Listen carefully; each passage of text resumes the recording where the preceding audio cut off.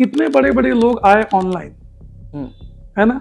अगर वाकई ऑनलाइन से सब कुछ काम हो रहा था तो ये जितने बड़े बड़े फोरम्स हैं ये सबके सब ऑफलाइन सेंटर लेके क्यों बैठ गए आके? क्योंकि ये खुद जानते हैं कि ऑनलाइन में उतना इफेक्ट नहीं होता है। मेरा कोई भी स्टूडेंट जो है जिसने रैंक लाया है जी, उसने 2 साल तो मोबाइल नहीं देखा, स्मार्टफोन छोड़ दिया। माँ बाप कह रहे हैं कि बच्चे हमारे बात नहीं सुन रहे। मैं बहुत हार्शली बात बोलना चाहता हूँ, बच्चे ने आपको पैदा किया, आपने बच्चों को पैदा किया। माँ बाप ने अपने बच्चे के रिजल्ट को अपना स्टेटस सिंबल बना दिया है।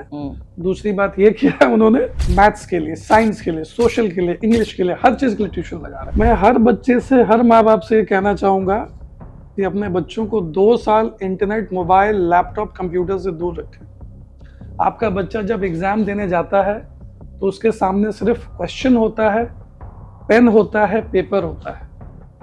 तो अगर उसको इस तरीके का एग्जाम देना है तो उसकी प्रैक्टिस भी वही होनी चाहिए जी। प्रैक्टिस क्या हो रही है?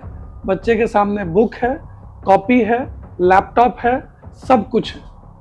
इतना सारा सपोर्ट सिस्टम लेके बच्चा पढ़ाई कर रहा है तो बच्चा तो उस सपोर्ट का आदी हो गया जी। बिल्कुल सही बात। तो मैंने वो एक वीडियो देखा, उसके बाद कुछ लोग आ रहे, बच्चों आप घबराइए मत, हम आपके साथ हैं। आप क्या कर लेंगे? आप साथ होके आप कुछ नहीं कर सकते जी। अगर आप कह रहे हैं कि गलत हुआ है तो गलत तो 2024 में नीट के बच्चों के साथ जितना हुआ उतना किसी के साथ नहीं हुआ। आप अपने बच्चे को इंजीनियर बनाना चाहते हैं, डॉक्टर्स बनाना चाहते हैं और आप उसके मुंह में रसगुल्ला डालना चाहते हैं। हाँ, सही ये गलत बात। 2017-18 तक जी पेरेंट्स टीचर ढूंढते थे कि भाई कौन अच्छा पढ़ा। अब पेरेंट्स ब्रांड ढूंढ रहे हैं। बच्चे की पढ़ाई का मतलब है कि उसका पेन चले, दैट्स ऑल। अगर उसका पेन नहीं चल रहा है तो पढ़ाई नहीं हो रही। एकदम साफ शब्दों में। बच्चा सोचता है कि मुझे रिवीजन करना है तो कोई नाचने गाने वाला टीचर बैठ जाता है सामने यूट्यूब पे और उसको वो देख रहे होते हैं। माता पिता को लगता है कि he is watching something constructive और वो दिखता भी वैसा ही है। हाँ, एक्चुअली वो दिखता भी वैसा ही है क्योंकि वो वहाँ पे लॉजिक्स दे रहे होते हैं। माता पिता को ये समझना होगा कि बच्चा आपका वीडियो एक्सप्लेन नहीं करने जा रहा है एग्जाम में, बच्चा आपका खुद लिखने जा रहा है। 4000 से अधिक स्टूडेंट्स इन्होंने पढ़ा लिए हैं। 150 से 200 IITian इनके हाथों से निकल चुके हैं। इसके साथ ही अभी 2024-2025 में इनका ही बच्चा टॉपर रहा है न्यू मुंबई में। अभी हाल फिलहाल जो 2025 का रिजल्ट आया उसमें भी इनका ही पढ़ाया हुआ बच्चा पनवेल में टॉपर्स में से है। तो ये बड़ी खुशी की बात है कि इनके बच्चे 99.94 परसेंटाइल तक पहुंच जाते हैं और हर बच्चा अपनी तरफ से मेहनत करता है और बच्चे के पीछे ये सर भी मेहनत करते हैं। शुरुआत पॉडकास्ट की एक छोटी सी कहानी के साथ कि एक गाय और एक शेर है, दोनों दौड़ रहे हैं। डेफिनेटली गाय के पीछे शेर दौड़ रहा है और शेर चाहता है गाय को खाना, लेकिन दोनों एक एक गड्ढे में गिर जाते हैं जो कि किसी ने बनाए हुए थे और गाय तो चुपचाप रहती है लेकिन शेर जोर से चिल्लाता है, ओ गाय, पहले ही तू मेरे पेट में आ जाती, अभी भी तुझे मरना है, तब भी तुझे मरना था। लेकिन गाय इस बार जोर से हंसती है और कहती है कि चिंता मत कर, मैं तो बच जाऊंगी क्योंकि मेरे पीछे ग्वाला है। अगर मैं शाम को समय पे नहीं पहुंची तो ग्वाला अपने साथ कई सारे अन्य ग्वालों को लेकर आएगा और मुझे बचा ले जाएगा। तो वो ढेर सारी गायें हैं, हमारे बच्चे और ग्वाला ये एक आदमी है।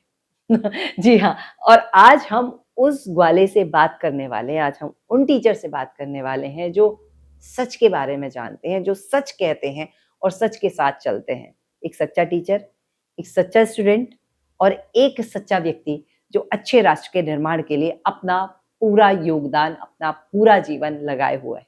श्री अरुण कुमार सिंह सर से नमस्कार सर। नमस्कार। इनके लिए बस यही कहूंगी कि फाउंडेशन अरुण सिंह सर की जो क्लासेस हैं वो अल्टीमेट हैं। बच्चे बहुत बढ़िया कर रहे हैं। लास्ट टाइम के पॉडकास्ट में भी बहुत अच्छा सुनने को मिला था और इस बार तो मैं बता रही हूँ ज्ञान का खजाना खुलने वाला है। लेकिन ये तो तारीफ की बात है, मेरी थोड़ी सी शिकायत है। अभी कुछ दिन पहले इन्होंने मुझसे भी फोन पे कहा और ये एक वीडियो में भी कह रहे थे कि 10th का paper was okay, was all fine. मैं भी एक इंजीनियर हूँ और मेरी बेटी भी 10th में है और उसने भी 10th की परीक्षा दी है। सेट 1, सेट 3, बाबा बड़ा कंफ्यूजन मुझे भी थोड़ा लगा कि इतना टफ तो मत करो, शायद माँ हूँ इसलिए लगा हो या शायद क्या रीजन है मुझे नहीं पता। और यूट्यूब पे भी और जो सोशल मीडिया है वहां पे भी लोग मेरा तो बड़ा सपोर्ट कर रहे हैं कि पेपर बड़ा खराब आया, सीबीएसई बड़ी खतरनाक हो चुकी है और बहुत सारी बातें ब्ला ब्ला ब्ला। और ये एक व्यक्ति जो नर्मदा नदी है यानी उल्टी दिशा में बह रहे हैं। तो चलिए हम इस नर्मदा नदी से पूछ लेते हैं, इस ग्वाले से पूछ लेते हैं कि ये ऐसा क्यों कर रहे हैं सारे बच्चों के साथ।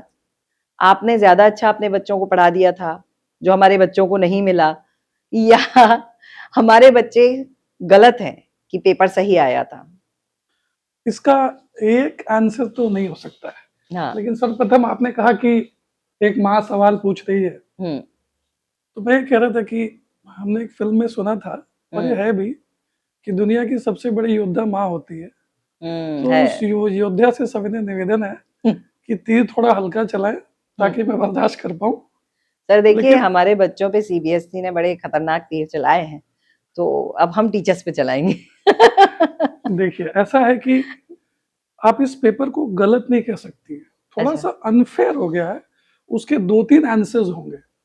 अच्छा। जैसे कि 10th सीबीएसई में 2 मैथ्स के पेपर्स होते हैं जी, एक स्टैंडर्ड एक बेसिक। तो जो बेसिक वाले बच्चे उनको आगे चल के मैथ्स नहीं पढ़ना है, तो उनके साथ थोड़ा सा अगर अप्लाइड क्वेश्चन ज्यादा हो जाएंगे तो थोड़ी नाइंसाफी उनके साथ ज्यादा हो जाएगी। लेकिन मैंने ये बात मेरे चैनल पे इसलिए कही कि ये तो कुछ ज्यादा ही मतलब क्या कहते हैं उसको, हम लोगों ने उत्पात मचा दिया, यूट्यूब पे हाइप कर दिया है। जी जी।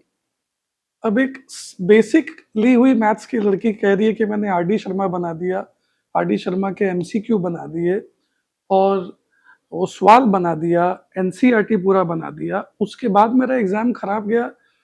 आप किसी बच्चे से XYZ टीचर से भी पूछिए, अगर कोई बच्चा इतना सॉल्व करेगा तो क्वेश्चन नहीं बनने का सवाल नहीं पैदा होता है। जी बिल्कुल सही बात। तो मैंने वो एक वीडियो देखा, उसके बाद कुछ लोग आ रहे, बच्चों आप घबराइए मत, हम आपके साथ हैं। आप क्या कर लेंगे, आप साथ होके आप कुछ नहीं कर सकते हैं जी।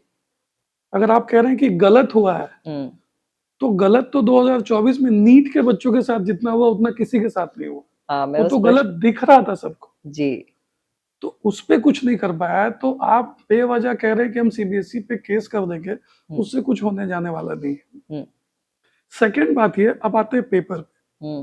मैम एक क्वेश्चन बहुत था, सॉरी विधि, एक क्वेश्चन ऐसा था जो अब हम ट्रिग्नोमेट्री पढ़ाते हैं, एक्चुअली वो एक इक्विलेटरल ट्रायंगल था जी, और उसका हाइट दिया हुआ था समथिंग 5/√3/2, 5 मल्टीप्लाई √3/2।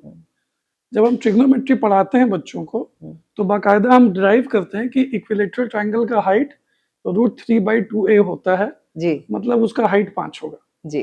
और बच्चों को हम याद करने के लिए बोल देते हैं कि बेटा ये याद कर लो, क्योंकि अगर आपको ट्रिग्नोमेट्री की अगर वैल्यू sin 60 sin 30 की याद नहीं होगी, आप खाली √3/2a याद रखना, a/2 और a याद रखना, आपका वैल्यूज निकल जाएगा। वो क्वेश्चन भी टफ नहीं था।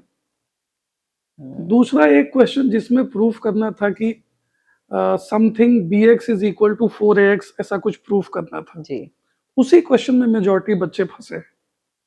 तो मैं मान सकता हूं वो क्वेश्चन टफ नहीं था, it was a new question जो अब तक आया नहीं था पेपर्स में। हाँ, लेकिन मैम वो क्वेश्चन फिर से मैं कह रहा हूं आपको, वो बच्चे 9th में अप्रोच करते हैं उस क्वेश्चन को। एक क्वेश्चन है मिड पॉइंट थ्योरम का कि भाई AD is the median of triangle on BC, B is the median on AC। आप प्रूफ करो कि AC और उसके बाद आपको प्रूफ करना होता है कि भाई A is equal to 1/4 EC या फिर समथिंग प्रूफ करना होता है। उसके लिए आपको एक पैरेलल लाइन कंस्ट्रक्ट करना होता है। यही उस क्वेश्चन में टफ था। और NCERT में अब आप कहेंगे कि 9th का सिलेबस बच्चे को कैसे याद रहेगा। NCERT का क्वेश्चन नंबर 12 है ट्रायंगल्स का, जिसमें प्रॉपरली BPT के हेल्प से मिड पॉइंट थ्योरम प्रूफ करने के लिए कहा गया है। तो ऐसा नहीं कि बच्चे को मिड पॉइंट थ्योरम ध्यान नहीं है 10th में। दूसरा construction oriented question, construction oriented question NCERT के उसी एक्सरसाइज का सेकंड ट्रायंगल्स के सिमिलरिटी में उसका सेकंड एक्सरसाइज का जी। लास्ट क्वेश्चन है, जी। जिसमें हम पैरेलल लाइन कंस्ट्रक्ट करके बीपीटी के हेल्प से प्रूफ कर लेते हैं। ओके। बीपीटी में ही है। अच्छा। तो मेन तो था कि कंस्ट्रक्शन करना है, और मेरे 4-5 बच्चों ने वो क्वेश्चन करेक्ट किया है, और जिन बच्चों ने करेक्ट नहीं किया है उन बच्चों ने क्या किया कि कंस्ट्रक्शन बराबर किया है, पहला स्टेप ठीक लिखा, आधा पार्ट सही बनाया, बाकी वो पैनिक करके छोड़े हैं। मतलब आधे नंबर तो उनके पक्के हैं। आधे नंबर पक्के हैं। तो अगर कोई ये कह रहा है कि वो क्वेश्चन टफ था तो ये गलत है। वो क्वेश्चन बिल्कुल टफ नहीं था, और सीबीएसई एक कॉम्पिटेंसी बेस्ड क्वेश्चन तो डालेगा ही डालेगा जी। हर बच्चे को 100 में 100 आ रहा है। कैसे पता पड़ेगा कि कौन बच्चा पिकअप में है, कौन बच्चा कम में है? एक क्वेश्चन तो हर साल सीबीएसई में ऐसा आता है जो किसी बच्चे से नहीं बनता है जी। एक क्वेश्चन है सर्कल्स का, जो थ्योरम है एक्चुअली, जी। कि angle in the alternate segments are equal. ये कोई बच्चा जाके देख ले, angles in the alternate segments are equal. Yes. ठीक है, वो थ्योरम हटा दिया गया है, वो थ्योरम नहीं है। मेरी भतीजी के टाइम पे वही थ्योरम क्वेश्चन के फॉर्म पे आ गया था सीधा। हाँ, कि आप ये प्रूफ करो, ऑलमोस्ट वही आया था। तब तो किसी ने नहीं चिल्लाया। और मैं तो ये कहना चाहता हूं कि जो बच्चे 11-12 साइंस करना चाहते हैं, 2 महीने के बाद उनके पास सिर्फ सरप्राइज क्वेश्चन ही आने वाले हैं। यस। जो बच्चे आर्ट्स कॉमर्स पढ़ना चाहते हैं, हम उनके लिए तो ऐसा कुछ नहीं, लेकिन जो बच्चे विज्ञान पढ़ना चाहते हैं और अगर वो ये बात बोल रहे हैं तो ये कहीं से भी सही नहीं है। और ऐसा नहीं, अगर उन्हें पेशेंस रख के किया होता तो आराम से बनता था क्वेश्चन। अच्छा, तो देखिए अब ऐसा है कि आप पनवेल में क्लासेस चलाते हैं, तो वहां तक सारे बच्चे तो पहुंच नहीं सकते देश भर के। अकेले मैं अपनी बात नहीं कर रहा हूँ, ऐसे बहुत टीचर्स हैं जिनको पर्सनली मैं जानता हूँ। नहीं, मैं आप तक इसलिए आ रही हूँ कि आपने बहुत सारी चीजें जो है ना वो की नहीं है सर, गलती आपकी है कि जो आप पढ़ा रहे थे वो चीजें जब आप अपने बच्चों को पढ़ा रहे थे तो वो चीजें यूट्यूब पे या पब्लिक फोरम में होनी चाहिए थी, ताकि बाकी बच्चे भी उन चीजों को पढ़ सकते थे। ये गलती उस व्यक्ति की नहीं जो अपोज कर रहा है, ये गलती सीबीएसई की नहीं, ये गलती आपकी है सर, आपको संभालना चाहिए था। ये एक्चुअली मेरे चैनल पे लगभग 100 वीडियोस हैं मैथ्स के जी। अगर मैं चाहूँ मेरे स्टूडेंट्स को अगर मैं इंस्ट्रक्ट करूँ कि बेटे मैं ये टॉपिक कल सिखाने वाला हूँ, हाँ। आप ये वीडियो देख करके आइएगा और इसका नोट्स बना के आइएगा और फिर मैं आपको ये टॉपिक दोबारा सिखाऊंगा। इससे मेरे चैनल का व्यू बढ़ेगा। जितने स्टूडेंट्स मेरे पास होते हैं, हर साल 150 बच्चे होते हैं जी। तो मतलब अगर 150 बच्चे रोज आपका चैनल देख रहे हैं 1-1 घंटा, तो रोज का 150 हुआ, महीने का 4500 व्यू हुआ आपका। Yes yes. वो बहुत अच्छा मार्जिन होता है किसी यूट्यूबर के लिए। ठीक पैसे भी मिलते हैं सर, पैसे मिलते हैं जी। लेकिन मैंने अपने सारे स्टूडेंट्स को स्ट्रिक्टली रिस्ट्रिक्ट किया है मेरा चैनल नहीं देखने के लिए, और मैंने पढ़ाया ठीक ठाक है, ऐसा नहीं कि खराब पढ़ाया है। क्योंकि मुझे पता है कि ये लॉन्ग रन में यूट्यूब बच्चा देखता है उसका बहुत नुकसान होता है। ओके। लॉन्ग रन में बच्चा क्लास को प्रोक्रास्टिनेट कर देता है, क्योंकि जो मैं यूट्यूब में पढ़ाया हूँ वो मैं पूरा का पूरा कोर्स ओरिएंटेड सिखाया हूँ। लेकिन जब बच्चा क्लास में आता है तो अगर मैं एक क्वेश्चन सिखाता हूँ तो उसका एप्लीकेशन बताता हूँ कि बेटा ये इस तरीके से अप्लाई होगा, उस तरीके से अप्लाई होगा जी। ठीक है, तो ये जो एप्लीकेशन सिखाया जाता है वो क्लास का बेनिफिट होता है। अब मैं आपको एक सही बात बताऊं जी, इतने बड़े बड़े लोग आए ऑनलाइन, है ना, अगर वाकई ऑनलाइन से सब कुछ काम हो रहा था तो ये जितने बड़े बड़े फोरम्स हैं ये सबके सब ऑफलाइन सेंटर लेके क्यों बैठ गए आके? क्योंकि ये खुद जानते हैं कि ऑनलाइन में उतना इफेक्ट नहीं होता है। और जो कहते हैं कि ऑनलाइन में हमने रिजल्ट दिया है, एक्चुअली में जो कुशाग्र विद्यार्थी होते हैं उनको अलग से वो कलेक्ट करते हैं और फिर किसी सेंटर में बुला करके ऑफलाइन ट्रेनिंग देते ही देते हैं। अच्छा, ऑनलाइन में एक 9th के बच्चे की गलती आप कैसे चेक करेंगे, आप ये बताइए। गलती छोटी होती है, उतनी तो दिख नहीं सकती है। आप बच्चे को कैसे बताएंगे कि ये 2 एंगल्स हैं, दोनों अगर एक वर्टेक्स पे अगर एक एंगल है और ऐसा ही घुमा हुआ एंगल है तो बच्चे को कॉमन एंगल बोल देता है जी। दोनों में कुछ एडिशन होता है तब वो, लेकिन वो बच्चे की गलती, बच्चों को नहीं समझ में आती है गलती जी। पढ़ने लिखने वाले बच्चों को नहीं समझ में आती होगा। मैं इस ऑनलाइन टॉपिक से थोड़ा सा आपके साथ में चलना चाहती हूँ। अभी थोड़ी देर पहले आपके साथ मेरी बात हो रही थी और मैंने कुछ ऐसे ही जिक्र किया फोन का, तो आपने कुछ बड़ी अच्छी बात कही थी कि टॉपर्स के हाथ में कौन सा वाला फोन मेरा होता है। कोई जी भी जी जी। स्टूडेंट जो है हाँ जिसने रैंक लाया है जी, उसने 2 साल तो मोबाइल नहीं देखा, स्मार्टफोन छोड़ दिया है। छोड़ दिया। जिसने ये छोड़ा है जरा वही बोले। कैमरे में देख के बोलेंगे तो ज्यादा अच्छा होगा। मैं हर बच्चे से, हर माँ बाप से ये कहना चाहूंगा कि अपने बच्चों को 2 साल इंटरनेट, मोबाइल, लैपटॉप, कंप्यूटर से दूर रखें। आपका बच्चा जब एग्जाम देने जाता है तो उसके सामने सिर्फ क्वेश्चन होता है, पेन होता है, पेपर होता है। तो अगर उसको इस तरीके का एग्जाम देना है तो उसकी प्रैक्टिस भी वही होनी चाहिए। जी प्रैक्टिस क्या हो रही है? बच्चे के सामने बुक है, कॉपी है, लैपटॉप है, सब कुछ है। इतना सारा सपोर्ट सिस्टम लेके बच्चा पढ़ाई कर रहा है तो बच्चा तो उस सपोर्ट का आदी हो गया। ओके। आप माँ बाप कह रहे हैं कि बच्चे हमारे बात नहीं सुन रहे। मैं बहुत हार्शली ये बात बोलना चाहता हूँ, बच्चे ने आपको पैदा किया, आपने बच्चों को पैदा किया।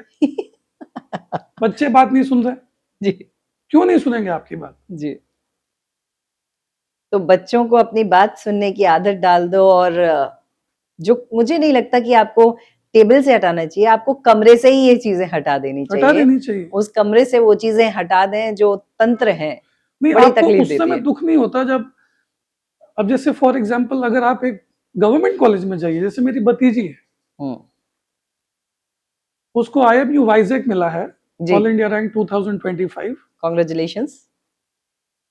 10 लाख में उसका रहना, खाना, कॉलेज सब हो रहा है।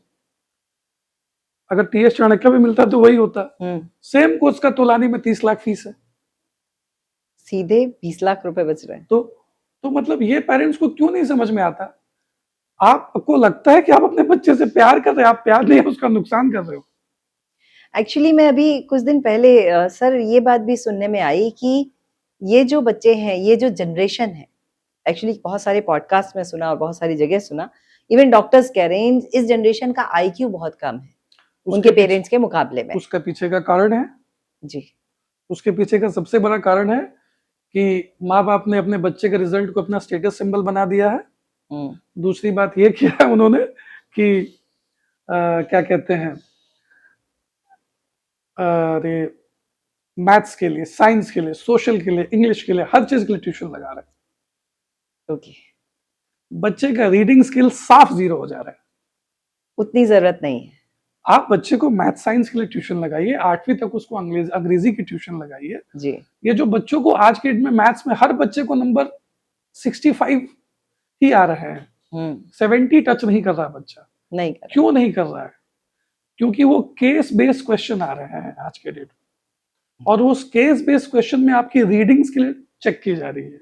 okay. जैसे फॉर एग्जांपल अगर मैं बोलूं कि विधि मेरे घर पे आई, मैं बोलूं कि विधि मेरे घर का टेबल का लेंथ 3 मीटर है, ब्रेथ 2 मीटर है, तो विधि क्या एरिया होगा? अब लंबाई गुने चौड़ाई बोल देंगे 6। आराम से। जी, लेकिन सवाल केस बेस में ऐसा कुछ आ रहा है कि विधि मेरे घर पे आई क्योंकि मेरा उनसे बहुत स्नेह है, मेरी बहन जैसी है, ठीक है।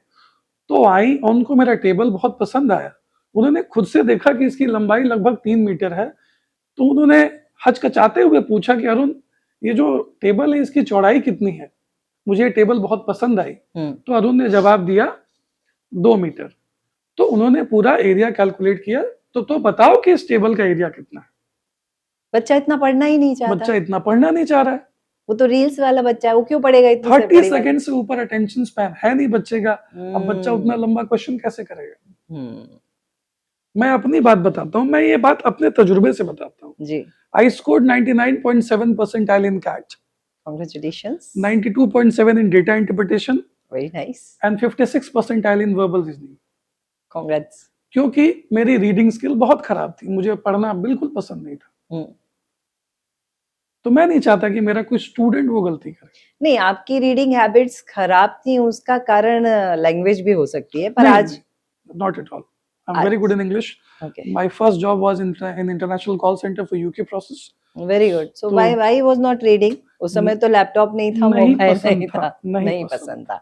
पर आज के बच्चों को पसंद हो, लेकिन वो कई सारे कारण, गैजेट्स के कारण वो शायद नहीं पढ़ पा रहे हैं, और हमें उनसे गैजेट्स शायद ले लेना चाहिए, 100% ले लेना चाहिए। 100% ऑस्ट्रेलिया में नियम निकल चुका है कि 16 साल के बच्चे से कम के बच्चों को मोबाइल फोन और गैजेट देने नहीं।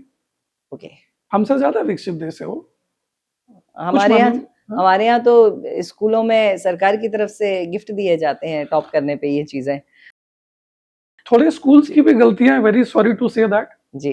पहले स्कूल्स स्टडी मटेरियल या वर्कशीट्स प्रिंटेड देते थे, आजकल सारा स्टेशनरी का खर्चा बचाने के लिए ये लोग अब आजकल ऑनलाइन आ जाता है, तो बच्चे को कहीं ना कहीं व्हाट्सएप ग्रुप्स और इन सब पे रहना पड़ता है। नहीं, बच्चे को बहाना मिल जाता है। हाँ, अगर माता पिता चाहें तो एक 5,000 का प्रिंटर खरीद लें।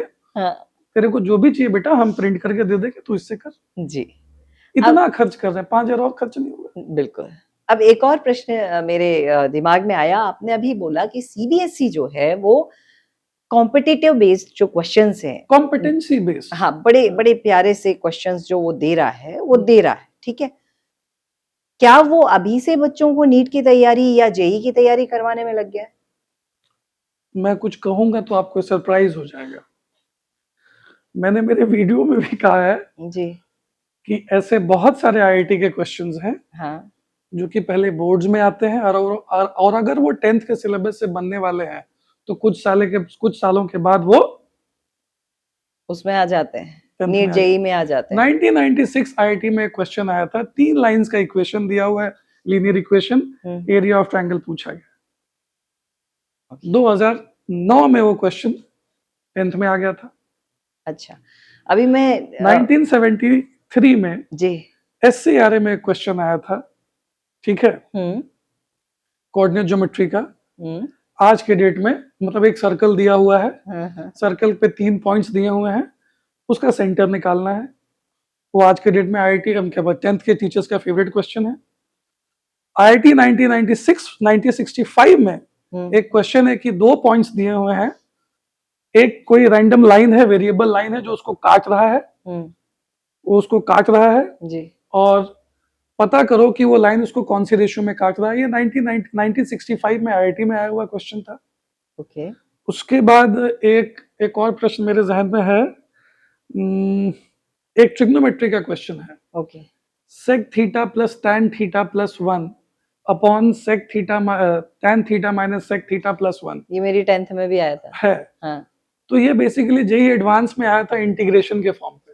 जिसको एक क्रैक करना आता है वो कर लेता है, जिसको बेसिक सॉल्व करना है वो इंटीग्रेशन आराम से कर लेगा। एक क्वेश्चन बच्चों के सामने बहुत फेवरेट आता है, sin theta plus cos theta is equal to √2 sin theta या फिर √2 cos theta, prove that sin minus cos is equal to √2 sin theta. ये जेईई के पेपर में आया है आपको 2011 में, पूरा का पूरा आया, उसे उठा करके डाल दिया गया, सेम टू सेम क्वेश्चन डाल दिया गया। ओके, तो अगर ये कोई कह रहा है कि कहने का मतलब है कि हम आईआईटी के क्वेश्चन क्यों पूछ रहे 10th के बच्चों से, तो ये गलत बात हो रही है। एक आधा क्वेश्चन तो सीबीएसई हर साल डालता है इसका, तो ये बोलना, और कुछ लोग अपने यूट्यूब चैनल को प्रमोट करने के लिए ये सब कह रहे हैं कि सीबीएसई ने गलत कर दिया एंड ऑल दैट। मेरे बच्चों को भी बहुत लोगों को नंबर कम आएगा, मुझे उस बात से कोई तकलीफ नहीं है, और ना मैं ये रिबटल दूंगा कि पेपर टफ आया था, क्योंकि अगर बच्चे को नंबर कम आएगा तो माता पिता मेरे पे दोष डालेंगे। हाँ। दोष डालना है डालें, मुझे उससे कोई तकलीफ नहीं है। हाँ। लेकिन मैं ये नहीं कहूंगा कि पेपर टफ आया था। ठीक है, आप अपने बच्चे को इंजीनियर बनाना चाहते हैं, डॉक्टर्स बनाना चाहते हैं, और आप उसके मुंह में रसगुल्ला डालना चाहते हैं, हाँ, सही ये गलत बात है। मेहनत तो करनी पड़ेगी। ठीक है, अभी तक ये जो प्रश्न चल रहे थे इसमें मुझे नीट और जेईई की तरफ जाना है, लेकिन मुझे मेरा दायरा कह रहा है कि अभी 10वीं में ही रहो, अभी बाहर मत निकलो। तो मैं वापस 10th तक आ रही हूँ, और 10th में आने के बाद आज जब हम पॉडकास्ट कर रहे हैं तो आज के कुछ दिनों बाद है बहुत प्यारा सा सब्जेक्ट जिसमें फिजिक्स है, केमिस्ट्री है, बायोलॉजी है, बड़ा आनंद है, और उस आनंद में है साइंस।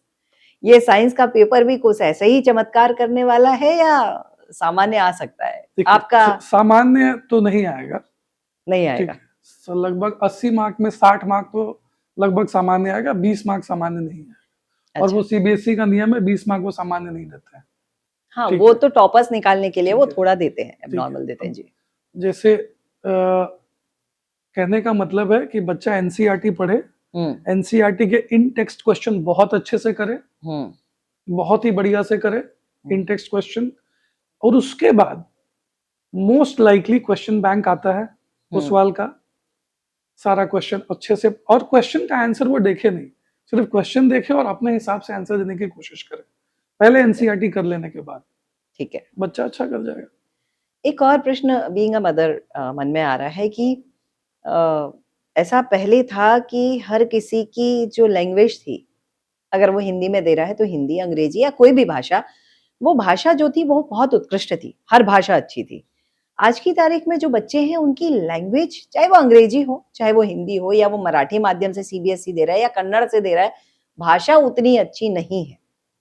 तो क्या इसका असर भी सीबीएसई की जो चेकिंग पैटर्न होता है उस पे होता है क्या? जैसे बच्चे ने इंग्लिश लिखा, कुछ गड़बड़िया तो वो कर ही देगा, डैम श्योर। उस पे प्रॉब्लम, मैथ्स और साइंस में प्रॉब्लम नहीं आता। मैथ्स और साइंस में अगर आप टेक्निकली करेक्ट हैं तो ग्रामर से उतना बहुत इफेक्ट नहीं पड़ता। बहुत इफेक्ट नहीं पड़ता। हाँ, लेकिन जेई के क्वेश्चंस में अगर कोई बोले कि the area of the graph left by side, left by side बोले मतलब राइट साइड में एरिया आपको ढूंढना है, वो लैंग्वेज से कभी कभी वो लोग जेई में खेल लेते हैं, बट 10th में उतना ऐसा इशू नहीं आता। 10th में उतना इशू नहीं आता है। फॉर और का जो डिफरेंस हमको बचपन में आता था वो उतना ही है, इट्स शॉर्ट। ओके, तो ये बढ़िया आप हमें बता रहे हैं, साइंस तक हम पहुंच चुके हैं। मेरे सामने एक प्रश्न अभी और खड़ा है कि बच्चे 10th का साइंस का पेपर दे देंगे, एसएसटी का पेपर दे देंगे, बाकी जो भी पेपर्स हैं, कुछ लोगों ने स्पेशल पेपर्स लिए हुए हैं वो दे देंगे, हिंदी संस्कृत जो भी है सब दे देंगे, बढ़िया नंबर आ जाएंगे, सब कुछ हो गया, है ना? अब निर्णय की बारी है कि पीसीएम लेना है, पीसीबी लेना है, कॉमर्स लेना है, आर्ट्स लेना है, क्या लेना है। ये जनरली पेरेंट्स डिसाइड करते हैं कि रिजल्ट आएगा उस दिन, हम जो नंबर आएंगे ना उन नंबर्स के हिसाब से हम डिसाइड कर लेंगे। और इस दुनिया में आईआईटी है, आईआईएम्स है, एम्स है, ये कुछ गिनती के हैं और जनता बहुत है। बहुत सारे क्वेश्चन मैंने मिला दिए आपके आगे। अब जो मेरा बच्चा है, जो मेरे इतने सारे बच्चे हैं, वो बच्चे निर्णय कैसे लें कि हमको क्या करना है, क्योंकि 2 साल बाद का भविष्य उनको नहीं दिख रहा, क्या करें वो? इसका बहुत ज्यादा मिक्स्ड आंसर है, वो इतना आसानी से इसका आंसर नहीं दिया जा सकता। सबसे पहला पार्ट वाइज इस क्वेश्चन को तोड़ते हैं जी।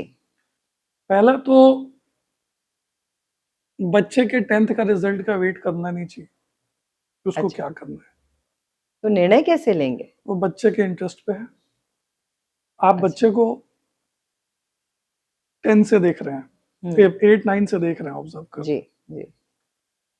अगर उसके मैथ्स में नंबर आउट ऑफ 80 हाँ बिलो 40 रह रहे हैं, हाँ, मेरे हिसाब से आप उसको आईआईटी की तैयारी ना झोंके उसमें। ना झोंके उसमें। हाँ, अगर आप 11 साइंस करवाना चाहते हैं, हाँ, फेयर इनफ, करवाइए। ओके। आप उम्मीद करिए कि बच्चा 11 साइंस करके अच्छी जगह चला जाए, लेकिन मैं ये जनरलाइज बात नहीं कर रहा हूँ, मतलब मैं ये नहीं कर रहा हूँ कि यही ऐसा हमेशा ही होगा।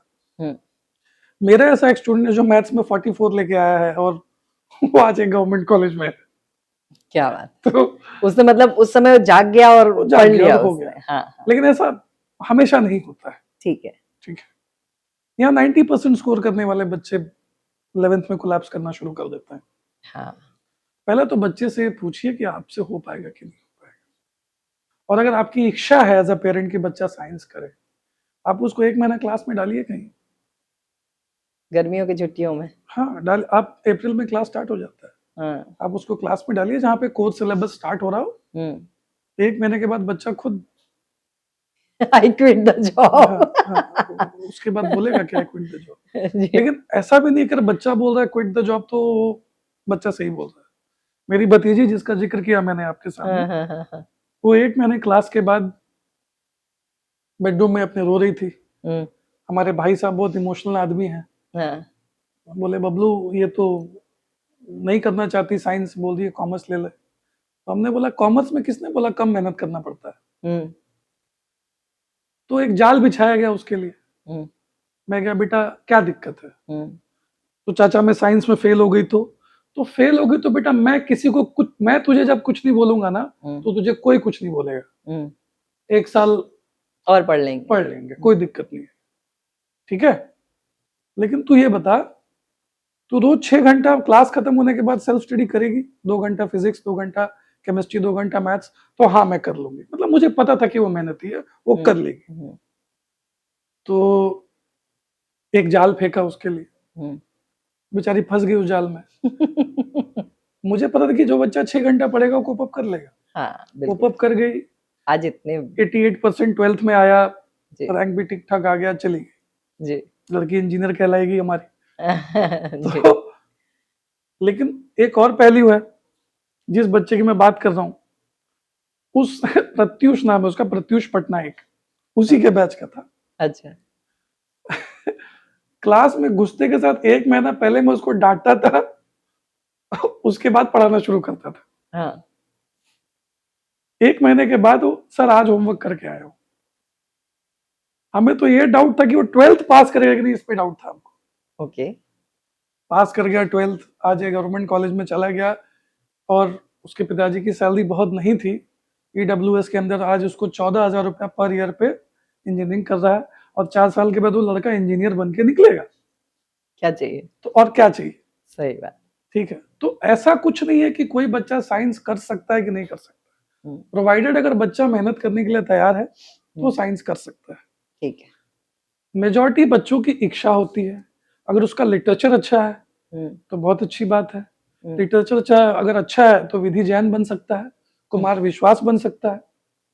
इसमें भी है, कुमार विश्वास कौन से इंजीनियर से कम पैसा कमा रहे हैं?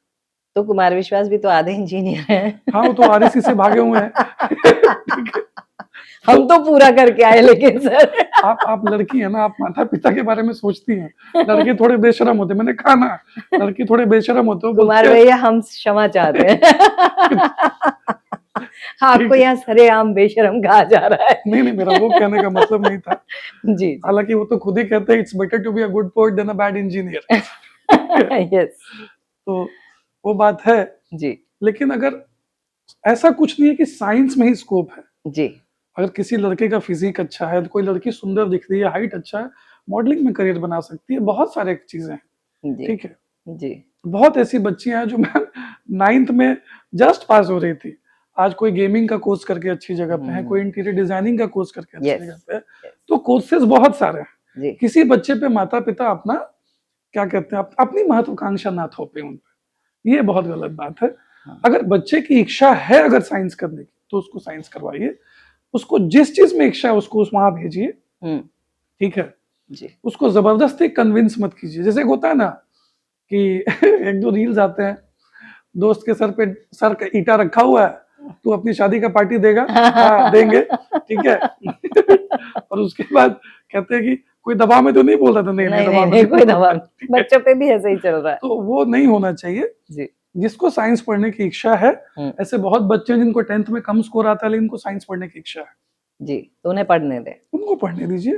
ठीक है। अगर 1 महीने के बाद अगर मेरे जैसा टीचर कोई मिल जाए, फॉर एग्जाम्पल, बाकी सब लोग ये काम नहीं करते हैं, मैं एकदम ब्लंटली ये बात बोलता हूँ, मेरे यहाँ 5 से 6 बच्चे कितनी बार निकाले जा चुके हैं।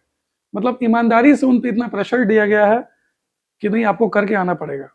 अच्छा। और अगर आप, और मैं जब शुरुआत में मैं 11th लेता हूँ मेरे यहाँ, तो शुरुआत के तो 15 दिन मैं 11th की कोई चीज पढ़ाता ही नहीं हूँ। क्या पढ़ाते हैं सर? 8वीं कक्षा का direct and inverse variation, unitary method, profit and loss. ये केमिस्ट्री में बहुत काम आता है, फिजिकल केमिस्ट्री में जी। ठीक है। 9वीं कक्षा का सरफेस एरिया वॉल्यूम, 10वीं कक्षा का ट्रिग्नोमेट्री, एप्लीकेशंस ऑफ ट्रिग्नोमेट्री, ये सब इंटीग्रेशन डिफरेंशिएशन के मूलभूत आवश्यकताएं हैं।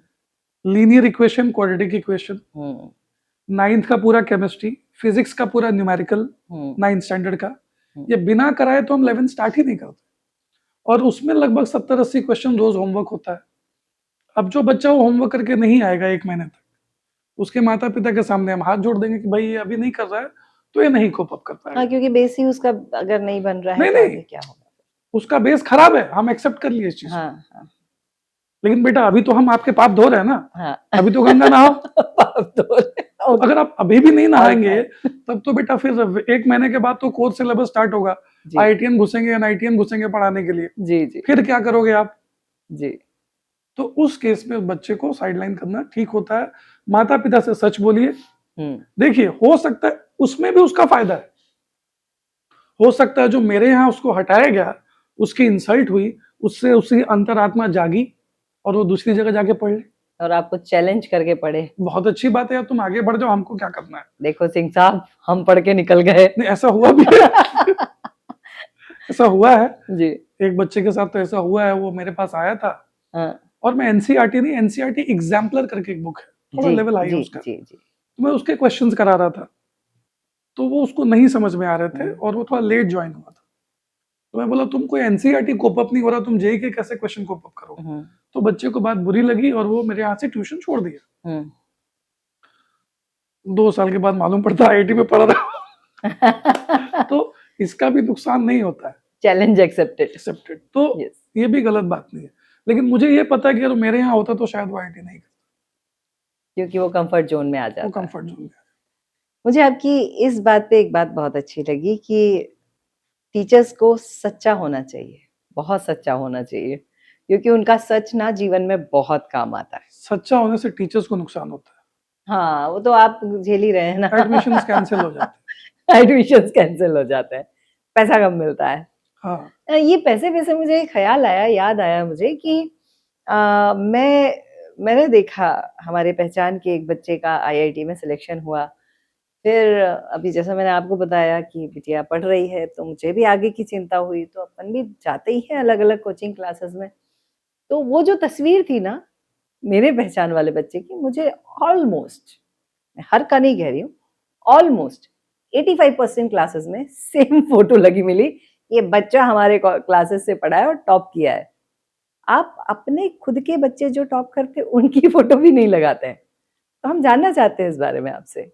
एक्चुअली क्या था कि ये बात मुझे समझ थोड़ी देर से आई। अच्छा, नहीं मुझे लगा कोई साजिश है, लोगों को बताना नहीं चाहते ये बच्चा हमसे बना। 17-18 तक जी, पेरेंट्स टीचर ढूंढते थे कि भाई कौन अच्छा पढ़ाता है, कौन अच्छा पढ़ाता है। अब पेरेंट्स ब्रांड ढूंढ रहे हैं, और पेरेंट्स ढूंढ भी नहीं रहे हैं। हर स्कूल का डेटा बिक रहा है। अगर डेटा नहीं बिक रहा है, very sorry to say that about the schools, जो आपने आपके बहुत ही रेनाउंड और बहुत ही reputed I got the calls a lot of from a lot of तो हर पेरेंट को 5-5 इंस्टीट्यूट से कॉल कहाँ आ रहे हैं, उनको एड्रेस पता है, उनको ये तक पता है कि उनके बच्चे के क्लास में पढ़ कौन रहा है। yes, they know everything. They know everything. नहीं, उनको ये भी पता है कि हमारा प्रोफेशन क्या है, हम उतना पे कर सकते हैं या नहीं, they know it all. तो अगर उतना बच्चे के बारे में उनको पता है, अगर एक पेरेंट को 5-5 कॉल आ रहा है, तो पेरेंट तो अपने आप को किंग समझ रहे हैं आज के डेट में। तो पेरेंट जब अपने आप को किंग समझ रहे हैं, तो अब 5 जगह कॉल आ रहा है, 5 जगह पेरेंट जाके इंक्वायरी करता ही है, क्योंकि वो इतना ज्यादा उनको पुश कर देते हैं कि पेरेंट झक मार के बोलते हैं अच्छा आते हैं हम, ठीक है।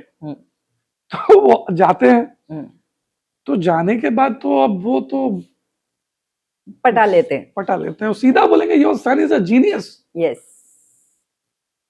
माँ बाप को लगा हमारा बेटा जीनियस था, हमें तो पता ही नहीं था। हम फालतू इसको लपेटे मार रहे थे। ये बंदे ने मेरे बच्चे को टैलेंट को पहचाना है, और हर माँ बाप को लगता है कि मेरा बच्चा बहुत योग्य है।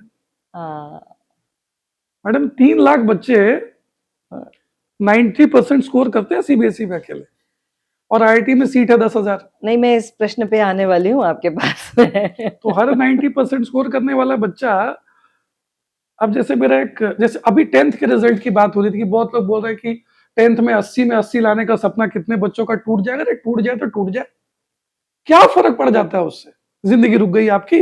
वो 10th का जो मार्कशीट है ना, आप बताइए आपके 10th का मार्कशीट किस काम में आया था? जन्म प्रमाण पत्र, बस। इसके अलावा और किसी काम नहीं आता है। आपका फाउंडेशन अच्छा होना चाहिए, बेस अच्छा होना चाहिए, 80-85% के ऊपर आपके नंबर हैं, आप तैयारी कर सकते हैं। 80-85 भी लाने के लिए आपने मेहनत करी होगी, तो आपको मेहनत करने की क्षमता है, आप उसको थोड़ा एक्सेल कर सकते हैं। ठीक है जी। अब मेरा स्टूडेंट जिसका आपने नाम लिया, जो न्यू बॉम्बे में लगभग क्या बोलते हैं टॉपर था, 99.9947, ठीक है, आईआईटी बॉम्बे में पढ़ रहा है, इलेक्ट्रिकल ब्रांच लेके पढ़ रहा है। तो आईआईटी बॉम्बे में अगर इलेक्ट्रिकल ब्रांच मिला है, तो जो भी ये पॉडकास्ट सुन रहा होगा, आईआईटीएन होगा, तो उसको समझ होगा कि उसका रैंक अच्छा है। नहीं, he is in core branch. ठीक है, कोर ब्रांच आसानी से नहीं मिलते जी। उसको आए थे मैथ्स में 98। ओह, रजत तिवारी को आउट ऑफ 100 जी। मेरे स्टूडेंट, एक और स्टूडेंट राजदीप, उसको आया मैथ्स में 100 में 100। तो रजत से तो ज्यादा है ना, 100 में 100, 2 नंबर ज्यादा है। 100 में आउट ऑफ आया ना, आउट ऑफ आया। राजदीप को आया मेंस में 95 percentile. Okay, fine, got it.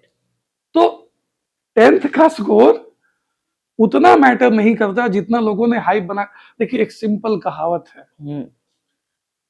Salesman अच्छा वही होता है जो कश्मीर में बर्फ बेच के आ जाए। तो कहने का तात्पर्य यह है कि आप 10th को इतना हाइप बनाइए, बच्चों हम तुम्हारे साथ हैं, चिंता मत करो। अरे ये नौटंकी ड्रामा की क्या आवश्यकता है यार? तुम ऐसा कौन सा उसको कौन सा कैंसर हो गया कि तुम उसको ठीक करने वाले हो? 10वीं का एग्जाम है, तुम इसको इतना बड़ा क्यों बना रहे हो उसको जो बड़ा नहीं है? बिल्कुल सही बात। इतनी देखिए, आप जिस चीज के बारे में जितनी बड़ी बड़ी बातें करेंगे वो उतना बड़ा और उतना विशाल होता चला जाएगा बच्चे के लिए। Sometimes I thought about it कि जो ये चल रहा है, not only one, there are a lot of people, और frankly 98% बच्चों के पास में हाथ में मोबाइल है और वो एग्जाम्स के बीच में रील्स भी देख रहे हैं। तो मैं ये पेरेंट्स को कहना चाहती हूँ, मैंने भी अप्लाई किया है, मैंने मोबाइल ले लिया जैसे ही मैंने देखा कि ऐसी रील्स आ रही हैं, मैथ्स को लेके इतना नेगेटिव सिनेरियो क्रिएट किया जा रहा है, मैंने मोबाइल ले लिया। उसका कारण था कि अगर बच्चा यही देखता रहेगा तो कल को उसके दिमाग में बाकी सब्जेक्ट को लेके भी नेगेटिव ओरा क्रिएट हो जाएगा, जो कि शायद उसके आगे के पेपर्स के लिए, आगे की पढ़ाई के लिए नुकसानदायक हो जाएगा। बच्चे की पढ़ाई का मतलब है कि उसका पेन चले, दैट्स ऑल। अगर उसका पेन नहीं चल रहा है तो पढ़ाई नहीं हो रही, एकदम साफ शब्दों में। एक प्रश्न था हमारे, शायद मैंने पिछली बार भी आपसे किया था, कि हमारे समय हवा महल की रफ नोटबुक चला करती थी और हम उस रफ नोटबुक में कंपटीशन में रहते थे कि घर में किसने कितने दर्जन भरी। भाई बहनों का कंपटीशन होता था और रद्दी में किसकी कितनी ज्यादा बिकेंगी after the examination, rough notebook. ये कंपटीशन या इतनी रफ नोटबुक आजकल मैं रद्दी में नहीं बेच रही हूँ जितनी मेरी माँ ने मेरी बेची थी। इसके पीछे का कारण भी अगर आप थोड़ा कुछ। इसके पीछे का कारण है कि बच्चा सोचता है कि मुझे रिवीजन करना है, तो कोई नाचने गाने वाला टीचर बैठ जाता है सामने यूट्यूब पे और उसको वो देख रहे होते हैं। माता पिता को लगता है कि he is watching something constructive, और वो दिखता भी वैसा ही है। हाँ, एक्चुअली वो दिखता भी वैसा ही है क्योंकि वो वहां पे लॉजिक्स दे रहे होते हैं, है ना? हाँ। लेकिन माता पिता को ये समझना होगा कि बच्चा आपका वीडियो एक्सप्लेन नहीं करने जा रहा है एग्जाम में, बच्चा आपका खुद लिखने जा रहा है। छोटा एग्जाम्पल है, आपको अगर पानी में तैरना है तो पानी में कूदना पड़ेगा। स्विमिंग कोई आपको स्विमिंग की किताब पढ़ के स्विमिंग नहीं सिखा सकता। ओके। बच्चे को एग्जाम में लिखना है तो उसकी प्रैक्टिस किसकी होनी चाहिए? वीडियो देखने की, लिखने की? लिखने की। तो वो नहीं हो रहा है। ओके। और 9th-10th में चल भी जाता है क्योंकि सिलेबस छोटा है, दिमाग में हट जाता है। 11th-12th में वो बच्चा कोलैप्स कर जाता है। ओके। चाहे वो कॉमर्स पढ़े या साइंस पढ़े, आर्ट्स में बच्चा कोलैप्स नहीं करता। ठीक है, परेशानी उतनी नहीं आती है। तो मैं गवर्नमेंट से और नोटबुक बनाने वालों से कहूंगी कि भाई रफ नोटबुक बनाना शुरू करो, क्योंकि अरुण सर ने कह दिया तो बहुत सारे बच्चे अब शायद लिखना शुरू करेंगे। They will need rough notebooks. अब एक और प्रश्न मेरे मन में बड़ा कौंध रहा है, वो शुरुआत से ही आ रहा है और मैं उस प्रश्न पे आना चाहती हूँ कि बड़ा प्यारा सा जोक था जो मैंने सुना था, पढ़ा था कहीं पे, कि एक माँ आती है एक कोचिंग क्लासेस वालों के पास में और कहती है कि साहब मेरा बच्चा 5वीं या 6वीं क्लास में है और उसे मैं IITN बनाना चाहती हूँ, तो उसको कोचिंग क्लास में कब डाल दूँ? तो जो क्लासेस वाले हैं वो थोड़ा जोर से हंसते हैं और कहते हैं कि मैडम आप थोड़ी सी देरी से आई हैं। When you was pregnant for first trimester, आपको तब आके एनरोल कराना चाहिए था, आप लेट हो चुकी हैं। So ये तो जोक था, कॉमन जोक है actually. So I want to know what's the right time for JEE और राइट टाइम फॉर नीट? दोनों के लिए राइट टाइम 9th के बाद होता है। देखिए जैसे आप ट्रैफिक सिग्नल पे होती हैं ना, तो कहा जाता है कि सिग्नल जब क्या कहते हैं येलो हो जाए तो आपको रेडी हो जाना चाहिए, हाँ, और ग्रीन हो जाए तो निकल जाना चाहिए। चाहिए। तो 9th में आप सिग्नल येलो समझिए 5 सेकंड। ओके। नाइन्थ का syllabus itself is a foundation syllabus. और IIT and NEET? Yes, ninth को हम मिनी 11th कहते हैं। ओ, ओके। नाइन्थ के ही, मैं अगर मेरे पास बोर्ड होता तो मैं दिखा देता। नाइन्थ का एक क्वेश्चन है कि दो पैरेलल लाइंस को एक ट्रांसवर्सल इंटरसेक्ट करता है और उसके कोइंटर एंगल्स के बाइसेक्टर 90 डिग्री पे मिलते हैं, ये हाँ। आपको साबित करना है। हाँ। उस क्वेश्चन में एक सर्कल लगा दीजिए। हाँ। और 10th का बहुत ही फेवरेट क्वेश्चन हो जाएगा। और उस सर्कल के बगल में एक और लाइन लगा दीजिए, वो IIT 2007 का क्वेश्चन हो जाता है। सीरियसली? तो एक बच्चे को सर्वप्रथम 9th बहुत अच्छे से करना चाहिए। ओके। जेई का फाउंडेशन बच्चा 10 से शुरू कर सकता है, नो डाउट इन दैट। देखिए, ऐसे बहुत बच्चे हैं जो 7-8 से करना शुरू करते हैं, लेकिन एक बात समझिए, जब तक बच्चे को 10th की ट्रिग्नोमेट्री नहीं आएगी, हम उसको फंक्शन नहीं सिखा सकते प्रॉपरली। हाँ। ठीक है, लॉगरिथम नहीं सिखा सकते प्रॉपरली अच्छे से। जब तक उसको 9th का पॉलिनोमियल नहीं आएगा, लाइंस एंड एंगल नहीं आएगा, कोऑर्डिनेट ज्योमेट्री नहीं आएगा, जब तक उसको 9th का फिजिक्स नहीं आएगा, 9th का केमिस्ट्री नहीं आएगा, वैलेंसी नहीं पता होगा, स्ट्रक्चर ऑफ एटम पता नहीं होगा, हम उसको जेई फाउंडेशन कैसे देंगे? हॉलम नाइट की बुक भी करवाने के लिए हमको 9th के बच्चे को, आपको बताऊं, मैं 9 पढ़ाता हूँ, 10 पढ़ाता हूँ, 11 12 सब पढ़ाता हूँ। 11 12 में जेई मेंस एडवांस सब कराना है हमको। सबसे ज्यादा मुश्किल काम 9th के बच्चे को पढ़ाना है। ओके। क्योंकि 9th के बच्चे कन्विंस ही नहीं होते कि इतना भी टफ होता है कुछ, क्योंकि 8th का सिलेबस बहुत हलवा है। अभी तक वो प्लस माइनस पढ़ रहे थे, वो प्लस माइनस से सीधे इधर पे आ जाते हैं, सीधा आप applied physics, applied chemistry, maths पे आ रहे हैं। जी। तो 9th के बच्चे को सर्वप्रथम, अगर उसका 9th, अगर नहीं, उसके माता पिता कुशाग्र हैं, बहुत खुद IITian है, अलग से बिठा के पढ़ा रहे हैं, और बच्चा बहुत, एक होता है ना आउटस्टैंडिंग स्टूडेंट, एक गॉड गिफ्टेड होता है बच्चे जैसे, ठीक है, वो बच्चे का केस अलग होता है। लेकिन एक ऑन एन एवरेज 99.9% स्टूडेंट्स के लिए, I am talking about common बच्चों को 9th पहले ढंग से पढ़ना चाहिए। 9th का RD शर्मा बहुत अच्छे से बनाना चाहिए, NCERT अच्छे से बनाना चाहिए, 9th की अपनी फिजिक्स की बुक अच्छे से बनानी चाहिए। 9th में अगर उसके और बहुत ज्यादा अगर है कि नहीं मेरे को और एक्स्ट्रा बुक चाहिए, तो क्या S चांद की बुक्स अच्छे से रीड करे, उसके क्वेश्चन आंसर जी। उसके बाद बच्चा अगर 10th में चाहता है तो उसको हम जेई फाउंडेशन अलग से दे सकते हैं, वो भी ट्रिग्नोमेट्री सिखाने के बाद। एक क्वेश्चन और दिमाग में आ रहा है, बहुत सारे एग्जाम्स होते हैं बीच बीच में, कॉम्पिटिटिव एग्जाम्स होते हैं, लाइक ओलंपियाड और बहुत सारे होते हैं, तो क्या ये एग्जाम्स भी हेल्प करते हैं to be prepare for IITs और सम कॉम्पिटिटिव एग्जाम्स? करते हैं, लेकिन उसके लिए आपको एक अलग सा गाइडेंस चाहिए होगा टीचर का, और वो बच्चा उस लायक होना चाहिए। यहाँ बच्चा 80 में 40 स्कोर कर रहा है, उसको ओलंपियाड देके क्या करेंगे? हाँ, सही बात। मतलब झोपड़ी की हैसियत नहीं, हम बंगले का सपना दिखा रहे किसी को, ये ठीक बात भी तो नहीं है। हाँ, ठीक है। लेकिन ऐसे कितने बच्चे हैं जो 40 लाते थे, 70-75 पे पहुंचते हैं। हाँ, ये और बात है, उनके माता पिता को अब लगने लगता है कि नहीं हमारा बेटा तो स्मार्ट हो गया, हम किसी ब्रांड क्लास में जाएंगे, और ब्रांड क्लास में जाने के बाद वापस लड़का रख के वहीं आ जाता है। एक प्रश्न इससे भी जुड़ के मेरे दिमाग में आ रहा है कि ये चीज नोटिस की गई है कि अगर बच्चा होशियार है, या सामने वाले को, देखो टीचर को तो पता पड़ जाता है पहले नमस्ते में ही कि ये बच्चा कितना कहाँ तक जाएगा, तो क्या कोचिंग क्लासेस में ऐसा कुछ भी होता है कि जो बच्चे बहुत होशियार नहीं होते उनके लिए स्पेशल ध्यान दिया जाना चाहिए और दिया जाता है? वो सिर्फ रैंकर्स के पीछे जाते हैं, क्योंकि at the end public result देखती है। तो जो बच्चे नहीं पढ़ सकते हैं, जो बच्चे नहीं पढ़ पा रहे, उनके साथ क्या होता है? 9th में 10th का फीस पूरा दे देते हैं, माँ बाप करें तो क्या करें, कितना फीस देंगे? ओके, ठीक है। बच्चा अपनी मतलब किस्मत पे रहता है, अगर बच्चे का मति घूम गया, पढ़ लिया बच्चे ने तो ठीक है, नहीं तो नुकसान होगा। ठीक है। देखिए 9-10th में तो मैं एटलीस्ट ये नहीं कहूंगा आप टीचर देख करके बच्चे को डालिए। समटाइम्स प्राइवेट ट्यूशंस भी इसमें सपोर्ट कर सकते हैं। प्राइवेट ट्यूशंस ही डालना चाहिए 9-10th। अगर इंस्टीट्यूट का ओनर खुद खड़ा होकर नहीं पढ़ा रहा हो तो उस जगह पे 9-10 में अपने बच्चे को ना डालें। और अगर बच्चा कुशाग्र होगा, स्मार्ट होगा, तो 10th अगर अच्छे से RD वगैरह कर लेगा तो 11th से भी मैम बिहार के सारे बच्चे, कोई बच्चा फाउंडेशन नहीं करता है।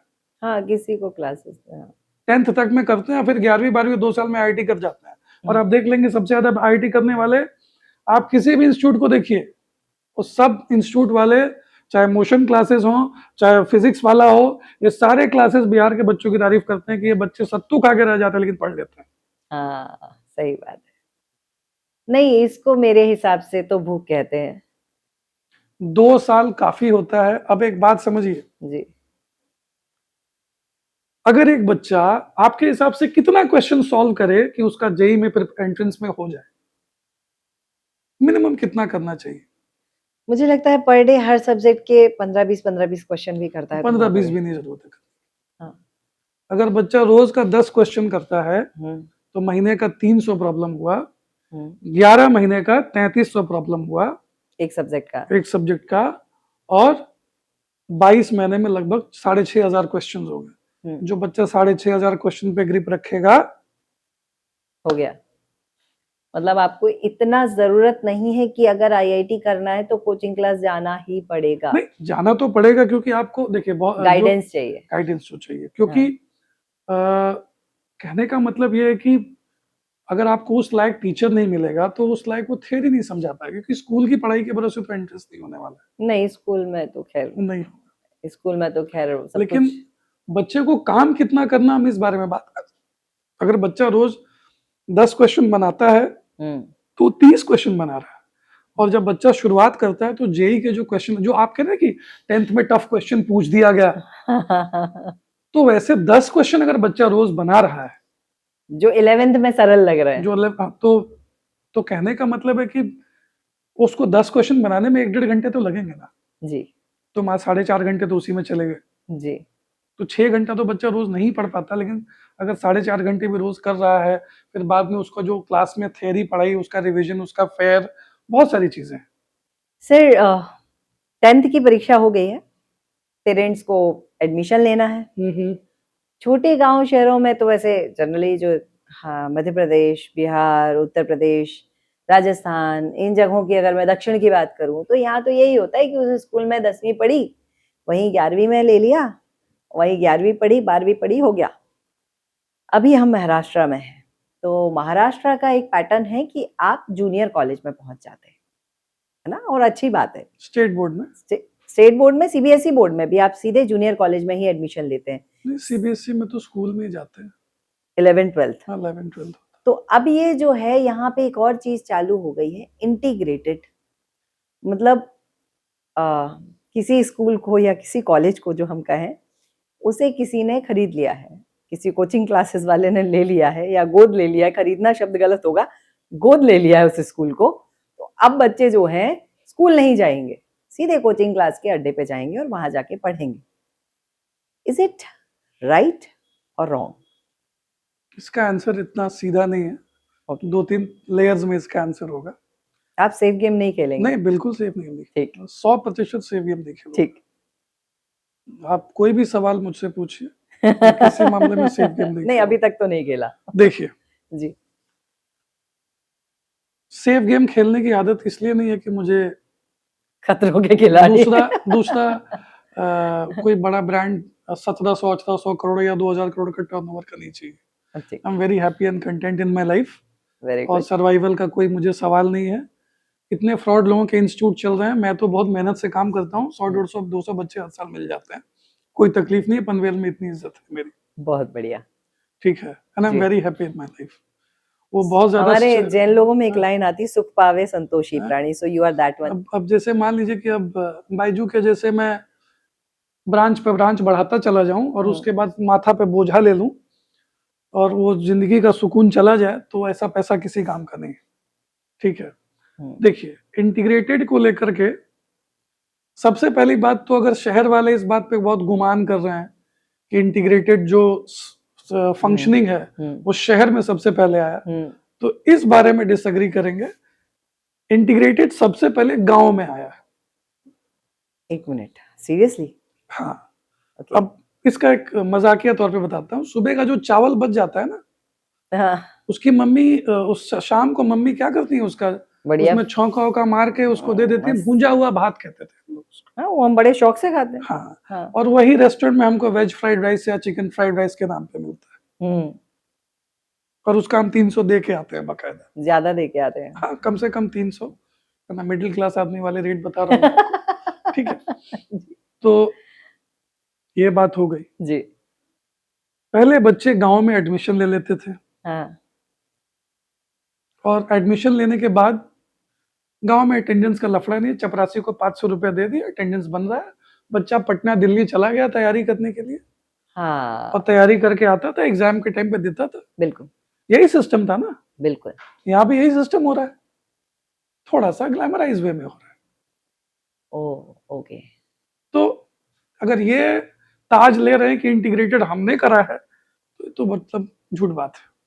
हमारे सरकारी स्कूल में पहले से पहले चल से रहा था, है। सब हर गांव में चला है, सब खाली जी। बिहार की बात नहीं हो रही है। जी। बिहार लाइट में इसलिए आ गया मैम, क्योंकि ये कहावत है कि सामर्थ्यवान के कछु दोष ना गोसाई। हाँ। बिहार थोड़ा बैकवर्ड स्टेट है, जी। तो एक लड़की नीट में टॉप की थी, बिहार की ही बच्ची थी, जी। उसने दिल्ली आकाश से तैयारी करी थी, हम्म। तो उसके ऊपर जांच बिठा दिया उन लोगों ने हम्म। कि तुम्हारा कॉलेज तो बिहार में, तुम दिल्ली में कैसे पढ़ ली। हाँ। जी। बाकी स्टेट के बच्चों पे भी जांच बिठाइए तब आप, लेकिन वही ने कहा ना कि भाई बैठ गया। होता है। तो ये सबूत के साथ मैं दे रहा हूँ आपको बात। जी। देखिए, इंटीग्रेटेड सोने की खान है, मिट्टी की भी खान है। इंटीग्रेटेड एक ऐसा रेस्टोरेंट है कि आप खाने घुसते हैं और जब आप बाहर आते हैं मालूम पड़ा आपका पेट फिर भी खाली है। ओके। ये इसकी बुराई है। ओके। अच्छाई क्या है?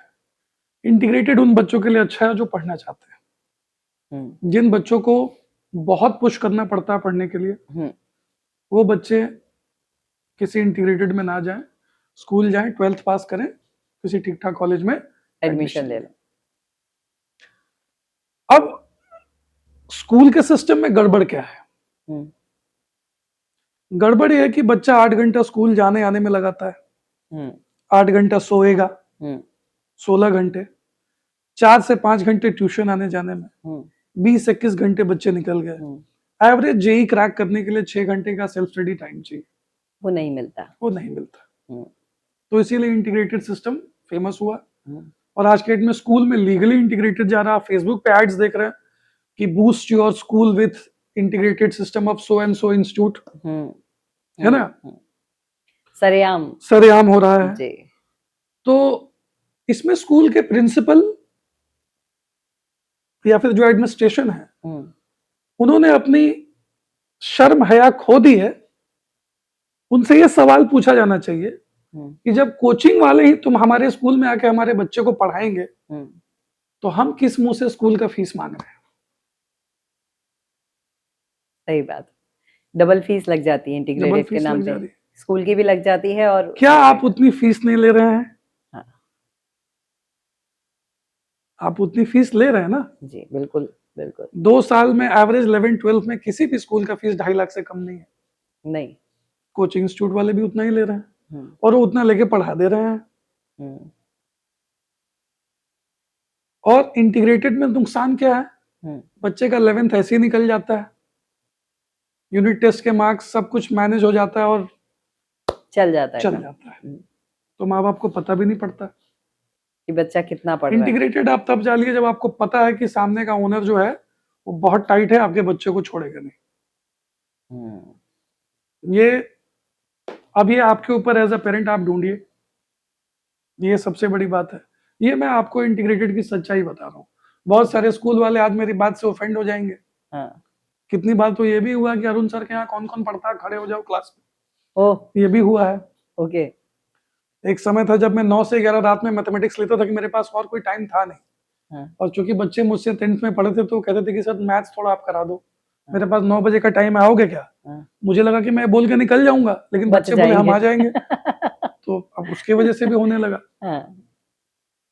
तो ये है इंटीग्रेटेड का पूरा सिस्टम। ओके, तो मतलब अगर इंटीग्रेटेड में डालना है तो आपको ये जरूर देखना होगा कि जो एक्चुअली में ऊपर बैठा है वो कितना समझदार है।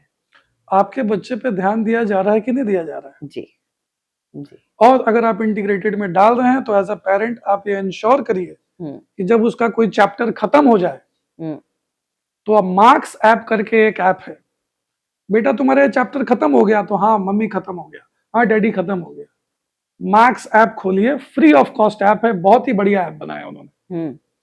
प्रीवियस ईयर जेई मेंस के क्वेश्चन डाले हुए हैं, marks app. Marks app, okay, सबको पता होता है। ठीक। बोलिए बेटा एक काम कर, बैठ यहाँ पे, इसके पहले 20 क्वेश्चन तू खाली करके दिखा मेरे को। ओके, और जब वो ना करे तो सीधा कोचिंग में घुसिए और बोलिए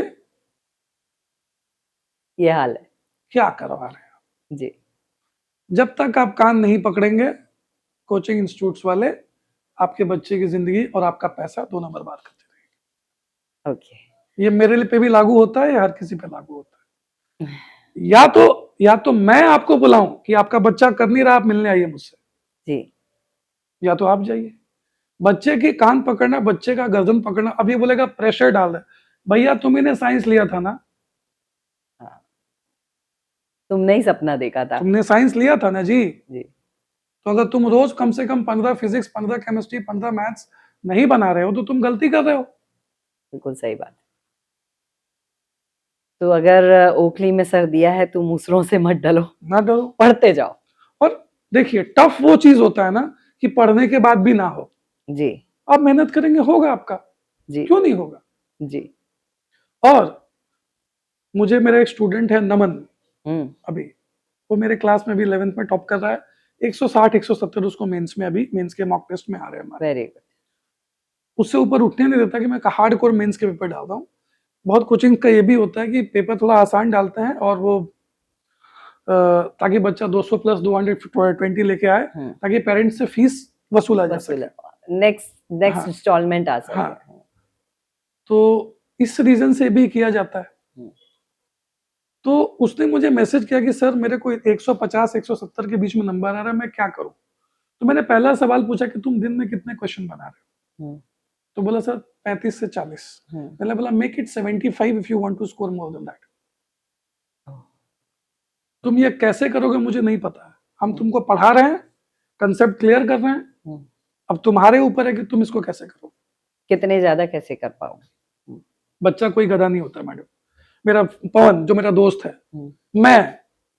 हम लोग आईसीएसई बोर्ड में 7th तक में थे। हम लोग महानालायक थे।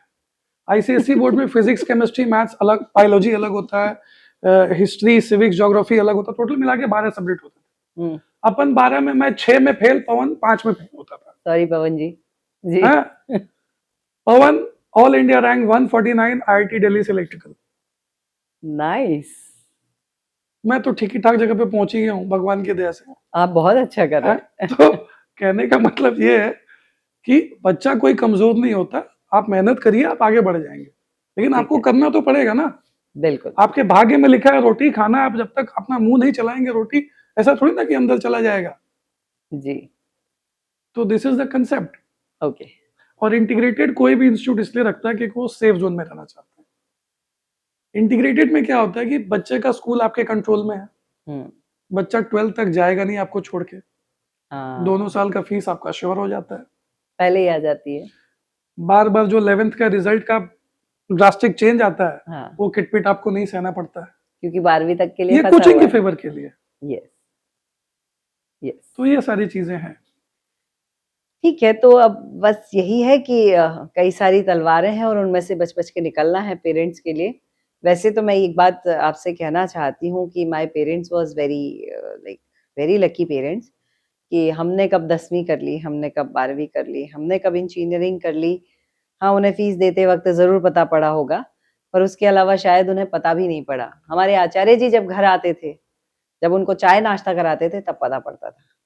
उसके अलावा हमारी पढ़ाई उन्हें पता नहीं पड़ी। पर आज के पेरेंट्स के लिए आपको एसी नहीं मिला, आपको कार नहीं मिला, स्लीपर में आप गई होंगी, मैं स्लीपर, हमें जनरल मिलता। स्लीपर नहीं, हम जनरल में गए। अच्छा, हम भी जनरल में जाते वो थे, पटिया वाली हाँ, सीट पे। जी, जी।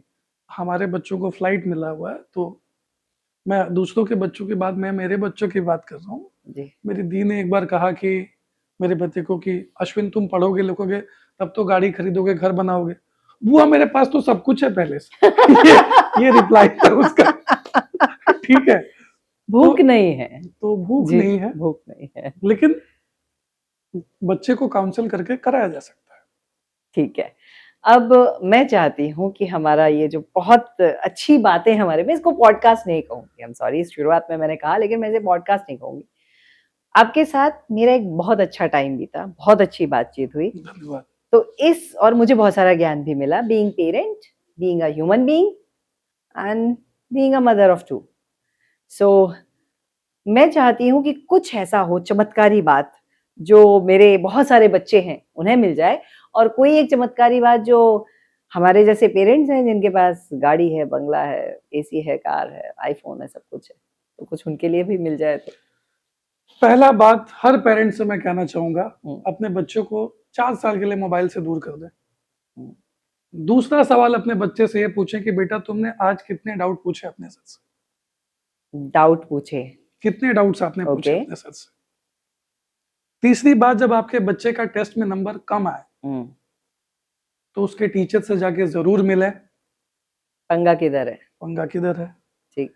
और सीधा अपने बच्चे से बोले या तो तेरे सर में गलती है या तो तेरे में गलती है। मेरा काम था फीस देना, मैंने दिया, और अगर मेरे में गलती है तो चल मैं सर से बात करता हूँ। हम्म, ये काम पेरेंट करें हम्म, और रेगुलर 2 साल करें, ओके, ये रेगुलर 2 साल करें। ठीक है। कितना भी खराब इंस्टीट्यूट हो, कितना भी लापरवाह इंस्टीट्यूट हो, वो आपको देख करके नतमस्तक हो जाएगा और आपके बच्चे पे ध्यान देगा। ठीक है। जैसे मेरा स्टूडेंट जो मितेश कीनी है, 98.8 परसेंटाइल लाया है, वो भी बहुत इरेगुलर था, लेकिन उसके पिता बहुत सिंसियर थे। ओके। उसके पिता कीनी साहब आए और कहे कि अरुण सर, मुझे नहीं लगता कि ये क्वालिफाई करेगा, आपको कुछ करना पड़ेगा। हमने बोला सर आप समर्थन कीजिए, करेगा बच्चा। 1.5 महीने में उससे हमने लगभग 40-45 सेट करवाए, बिठा बिठा करके, जो जो गलती किया उसको एनालाइज किया। और अगर ये आंख 1.5 महीने के बदले 2 महीने पहले खुली होती तो परसेंटाइल 99 पार कर गया होता। क्या बात। तो पेरेंट्स अगर सजग हैं, तो बच्चा खराब नहीं करेगा। ठीक है।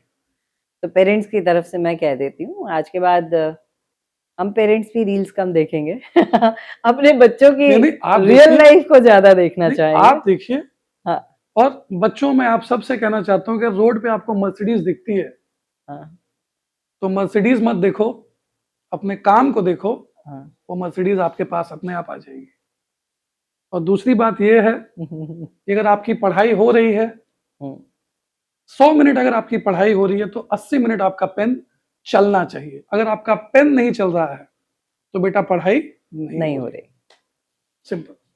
मतलब पेरेंट्स के पास 2 ही काम है कि बहुत सारी कॉपीज लाके रखनी है और बहुत सारे पेन रिफिल लाके रखनी है, और बच्चों का एक ही काम है कि पेन चलाते रहो और पढ़ते रहो, जिंदगी हसीन और खूबसूरत हो जाएगी। तो अरुण सर, आज आपसे बातचीत हुई, बहुत अच्छी बातचीत हुई, और इस बातचीत से ना सिर्फ मुझे फायदा होगा या कुछ लोगों को फायदा होगा ऐसा नहीं है। ये जो बातचीत है, ये जो पॉडकास्ट है, आई एम डैम श्योर आज नहीं, आज से 10 साल बाद भी बच्चों के काम आएगा, बिकॉज ये बेस है जो शायद हमारे पेरेंट्स हमारे लिए सिखाते थे, उसी में से बहुत सारी बातें वापस आपने सिखाई हैं। तो आपके लिए बहुत धन्यवाद। और आपके कारण जो कीपैड वाले मोबाइल फोन है वो लोग भी धन्यवाद कह रहे हैं कि उनकी बिक्री शुरू हो जाएगी अब, बिकॉज ऑफ यू। बच्चे से टच में रहना है आप। नहीं, अगर आप किसी को स्मार्टफोन भी देना चाहते हैं तो उसका भी उपाय है। अच्छा। पूरा का पूरा मोबाइल लॉक हो जाता है, सिर्फ व्हाट्सएप चलेगा, जिससे आप बच्चे के लोकेशन ट्रैक कर सकें, और कॉल आएगा जाएगा। This is a possibility. जी, उसके लिए भी एप्लीकेशंस हैं। उसके लिए भी है व्यवस्था कि आप पूरा मोबाइल लॉक कर सकते हैं। जी। बच्चे का इंटरनेट से कनेक्शन हटा दीजिए, बस। चलिए हम प्रार्थना करेंगे सब कुछ बहुत अच्छा हो। आज की बात बहुत खूबसूरत थी, बहुत अच्छा लगा। गणित में मैं कुछ कर नहीं पा रही हूँ हाथ जोड़ने के लिए, इसलिए सीधे हाथ जोड़कर 1+1 2 को 1 करके आपको बहुत प्यार से नमस्ते कहती हूँ, और आपके मंगल जीवन की कामना करती हूँ। आप ऐसे ही काम करते रहें। Thank you so much sir. प्रणाम सर।